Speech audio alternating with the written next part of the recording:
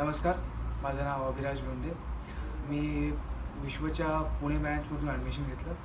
मला TBCमध्ये येऊन 15 दिवस झालेले आहेत. मी जॉर्जियन अमेरिकन युनिव्हर्सिटी TBC इथला विद्यार्थी आहे. सध्या मी फॉर्च्यून पॅलेस इथे राहतो. या रूम्स मोठ्या आहेत. 3 टाईम इंडियन फूड मिळतं. सकाळी ब्रेकफास्ट, दुपारी लंच, रात्री डिनर. जेवण चांगलं आहे, भरपूर मिळतं आहे. रूम्स मोठ्या आहेत. हॉस्टेलवर कसलाही त्रास नाही आहे.